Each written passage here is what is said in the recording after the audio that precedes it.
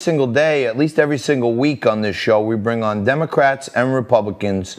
We try to have thoughtful conversation with the rule of let's let all voices be heard, and at the end we shake hands and we part friends like any good competition. So it's not a shoving match, it's not a battle royal. Liquid Lunch is a place where all voices can be heard. We're flying the rainbow flag. I have a lot of socially liberal views. I call myself a purple person. So I don't think you can be informed and educated if you have a narrow view of only the stuff you want to hear. And if you can open your mind and hear other people's perspective, it only makes you that much more of a smarter person. A very smart person joins us right now. Dr. Omékongo Dibinga joins us. He's a Democratic commentator and strategist. And Dr. Dibinga, thank you so much for joining us. Your voice is important because what people overall, we're all Americans, are talking about is important. And we try to have a forum where we can talk about what's important to all people here. Now, you believe that Republicans risked lives just to force Amy Coney Barrett's hearings to happen. Do you think the president has a constitutional obligation to fill that vacancy, or it should be put off because of the COVID? Well, first of all, thank you for having me. And as you said in the beginning, it's extremely important that we who have differing opinions do this type of work and have these conversations in order to find common ground in these uncommon times. It's one of the things I speak on the most. So thank you for that. As it relates to President Trump's appointment, well, when I talked about risking lives, it was a super spreader event. And we see that people got sick, including the president and his family. And when people were talking about the hearings, people weren't sure whether people like Lee and other people were going to attend, but they seemed to be willing to risk COVID to make this happen. And so I felt like, number one, because of the COVID risk, this shouldn't be happening. And number two, I do believe that there's an inherent hypocrisy based on what Mitch McConnell did with the Merrick Garland nomination. And that was another reason why I feel we should be waiting for the election. If Trump wins and he has another pick, let him put it on. That's his constitutional right. Okay. Fair enough. I understand that. There's definitely hypocrisy, and we've seen it on both sides over the years. You know what I mean? Harry Reid, enacted ended the filibuster on circuit court judges and stuff. Many Republicans said you're going to rue the day you did that, and now they kind of are. I do want to ask you this, but there's been a lot of talk lately about Trump appealing to younger African-American men. And you got, 50 Cent, you got Ice Cube, you got the rapper Waka Flocka, and others who are kind of coming out and saying, hey, at least he reaches out to us. Charlemagne the God had this crazy interview with Joe Biden where he said, if you're thinking about Trump, then you ain't black. And I've had men and women from all the political spectrum, African-American minorities, and people overwhelmingly feel like saying, if you're not voting for me, you ain't black, is really the height of a racist statement. How did you square that up with supporting Joe Biden? Well, I wouldn't say it was a racist statement. I would say that it was an ignorant statement, something he definitely should not have said, and he recognized it as being wrong. And that's one of the challenges or the differences we have with Trump versus Biden. When Biden makes a mistake, even as relates to Anita Hill calling and having a conversation, although it happened way too late, right? He recognizes the wrong. Donald Trump never apologized for his comments or his taking out an ad to have the Central Park 5 executed. He's never apologized for his policies where he got sued by the federal government under the Nixon administration in the 70s for marking C for colored on applications for housing so people who are black couldn't get into his homes. And so when we talk about a track record as it relates to wrongdoings, at least Biden is making an attempt to be better. And to be quite honest, I'm also a rapper myself.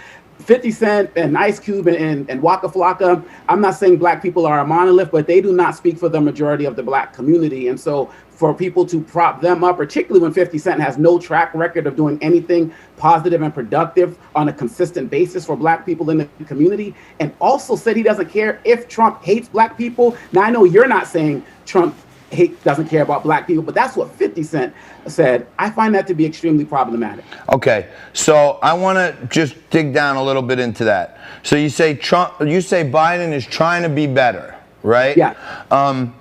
and you're talking about, Trump had housing applications with C on it for colored. I would imagine that's probably true, okay? And I would imagine that's something that he's probably got to make up for at some point if that's shown.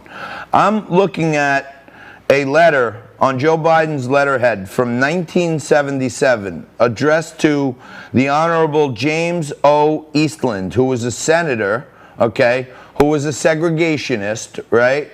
And he and Joe Biden, he was the primary sponsor of a bill to segregate kids and bust, segregate schools. And as far back as 1977, Joe Biden said, "Dear Mr. Eastland, I want you to know that I very much appreciate your help during this week's committee meeting in attempting to bring my anti-busing legislation to a vote. I am hopeful the bill can be voted on at the next meeting, and with your assistance, I am confident there is sufficient support for approval by the committee. Many thanks for your help." So he's actually praising a guy who was a known segregationist and saying, "Thank you for supporting me on anti-busing." So aren't the foundational elements going way back for Joe Biden pointing to the fact that he was, born and bred kind of racist, segregationist at least? Joe Biden also eulogized Senator Byrd, who was racist at one point. I mean, there is no question that you can go back in time and look at issues that Biden had that showed how he had racist ideas or supported policies that were inherently racist. The question becomes, where was Donald Trump in 1977? What was it? That was 5 years after he got sued by the Nixon administration for housing discrimination. And then when you move forward, when he says things like, "I'd rather have people with yarmulkes counting my money," when he talks about, black people, what the hell do you have to lose? And then encourages police officers to be violent with people who are suspects and not convicted, but actually suspects. We can see that on both sides, there have been issues of race and racism, but Biden has actually made attempts to change that. Even Kamala Harris called him out for his busing policy, and now look, they are working together on the presidential ticket. So even she also sees that he is making attempts to be better, where Donald Trump can't even have a real conversation about issues we face in our community, like the talk, which was a point that he completely moved around when he was asked that question during the debates, because he doesn't really know what it is. His relationships with us are transactional, and he can say he's the best president since Lincoln, but Lyndon B. Johnson was a segregationist at one point. Right. That's so rights legislation passed. We can go down the list of other presidents. Understood, but black community than Trump. Understood, and I can appreciate that. But we have, Christopher Columbus statues getting ripped down because he, apparently, had slaves and he killed indigenous people here in America. So those statues are getting ripped down. But in 1973, campaigning in Alabama, Joe Biden talked about his sympathy for the South. And he bragged about an award he received from George Wallace, who was a tremendous segregationist. And he said, "We Delawareans are on the South side in the Civil War."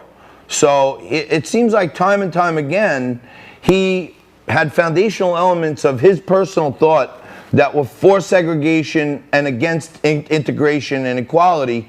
So I don't know why Christopher Columbus is getting ripped down, but Joe Biden's being put on a pedestal as someone who can say, "If you're not voting for me, you ain't black." Well, I think if Christopher Columbus lived long enough to right his wrongs, he might be celebrated a little bit differently. The fact of the matter is and I haven't read that statement you read, but I believe you, I take you at your word. We're still going back 30, 40 years. How about we just go back to the last 4 years? And what Biden has been trying to do to bring people together, meeting with families in Minnesota, meeting with the Breonna Taylor family, meeting with families in Kenosha, Wisconsin, to talk about the issues, to talk about a Lift Every Voice plan for Black America that really calls for Black empowerment. Since Donald Trump has become president, hate crimes have been on the rise over 200% in the last 4 years. And the number one target is Black people. People look like me. The number two target is the Jewish community. So we can go back and talk about Trump's father being involved in Klan rallies and the like. We can go back 30, 40 years, but if we can just go back 4 years, even 8 years, the track record in terms of who's been trying to make progress as it relates to uplifting the Black community, there's not even a comparison. So I'm less concerned in what people did versus what they're doing now. Okay. Well, I think Donald Trump hit that point home and said, "Hey, why didn't you do more when you were in office for 8 years?" And it seems like, African unemployment's up, minority new business up, minority new home ownership's up big under Trump. It seems like some people in that community are making objective decisions for themselves.